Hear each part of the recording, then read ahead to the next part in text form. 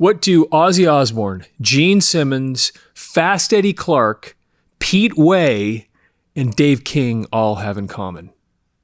Give up? This classic 1980s masterpiece of cinema called Trick or Treat. Yes, this indeed was a movie. And when 1986 rolled around, somebody decided that what we really needed in the world was a movie about a zombie rock star who comes back and kills his fans or something like that.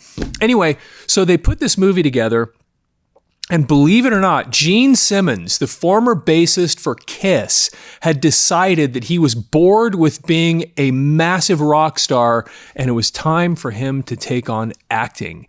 And so he actually was cast in this movie, Trick or Treat, right here, as a disc jockey. And you can actually see on the back of the thing, there's Gene Simmons, got himself a little beard going on there. There's another Gene Simmons. And then the other person that's in this movie that I just mentioned is this guy right there. And that guy with the short hair playing a preacher, yes, indeed, is Ozzy Osbourne. And it's kind of interesting when you look at these two. I think Gene Simmons went into acting because he figured he was going to get himself an Oscar. Where Ozzy did this, I think, because he thought it was just a joke. It's actually having Ozzy be in a movie where he's playing a preacher, especially a movie about a heavy metal, a rock star, where Ozzy's the preacher, was kind of an awesome troll at the time back in 1986. Well, anyway, so this movie came out, and I woke up this morning thinking the thought that I have a lot of mornings, which is, why don't more people talk about this great movie? And we're going to get to the bottom of that in a minute by reading a movie review from this. But first, I want to explain just something about this. I did a video about this record on another channel a long, long time ago, and I was amazed how many people actually remembered the movie and actually liked it. Now, I think I saw the movie. I saw it primarily because I wanted to see Gene Simmons and I wanted to see Ozzy in the movie. And I think Ozzy was in there for like just basically a few seconds. There just wasn't much to it. But what came out of that movie that's so cool is this album. And so what this is, and you'll see right down there in the corner, the album is actually basically a Fastway album. And Fastway showed up in 1983, and Fastway was made up of, basically it was started by two people, Fast Eddie Clarke from Motorhead and Pete Way, who was the bassist from UFO. And the two of them got together, Fastway, and made a band called Fastway. And they found this hotshot new singer named Dave King, and they put out this first album in 1983 that was just called Fastway. And you may have seen it. It basically had that black and white checker, which was very, very popular back at the time with people that wore Vans. They'd have those black and white checkers. Well, anyway, they had this black and white checkered album cover, and it just said Fastway across the front of it. And they had it was actually a really good album. And they had two songs that were kind of semi-hits. One of them was called Say What You Will, and most people had heard the guitar riff. I mean,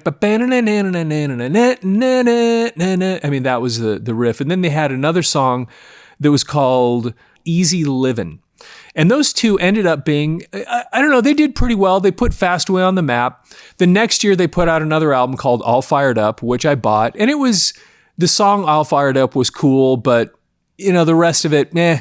And then the next year, they put out another album called Waiting for the Roar, which I also bought. I just bought everything back then. And it had one, I can't remember what it was. I think it was called, I can't remember. Anyway, it had one really, really good song on it that I loved. And then the rest of it was, I don't know. I don't think the needle ever made it to the end of the first side before I gave up on it. I was buying so many records back then too. I wouldn't even make it through a lot of them if it didn't really blow me away initially. But then the fourth album that they were going to put out became this. So even though this is a soundtrack for a cinematic masterpiece, it also is just the fourth studio album for the band Fastway. So anyway, like we do a lot on this channel, we read reviews from old concerts, records when they first came out, bands when they were first getting started. And we're going to do a little bit different today since this is kind of a movie with a couple of rock stars in it, and also a soundtrack and an album for a band.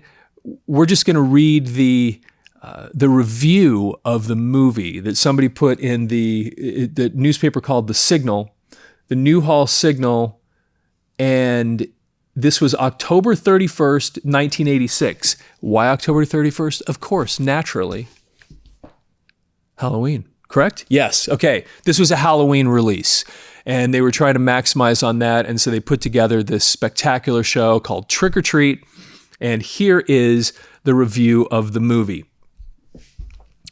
Trick or Treat, now playing at the Man 10 Theater in Valencia, is more trick and certainly not a treat.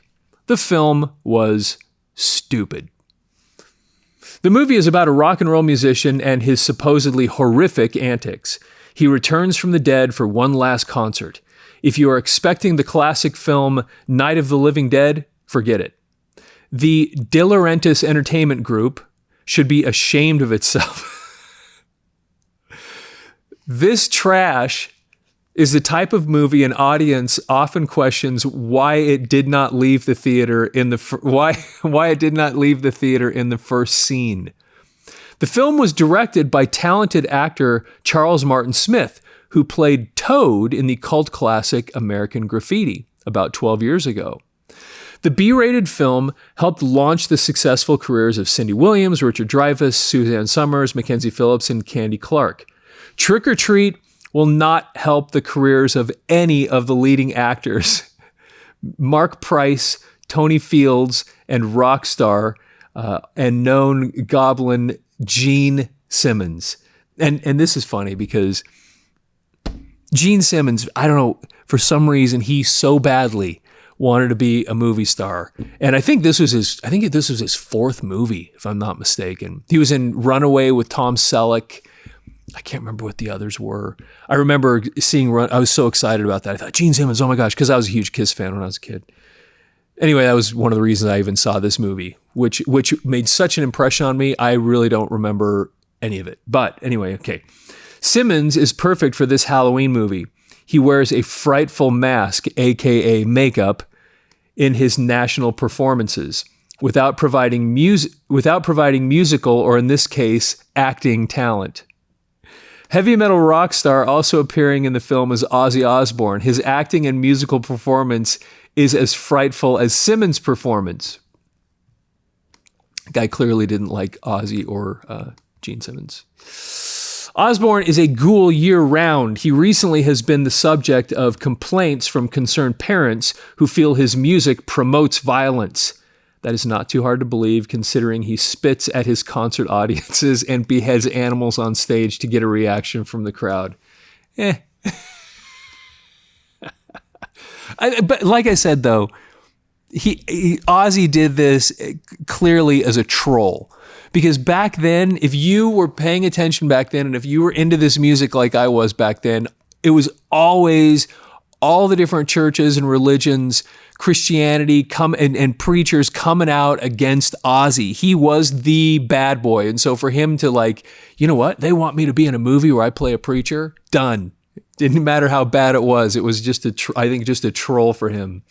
Heavy metal fans will like this film because it takes no intelligence to watch and is as stupid as a bad music video.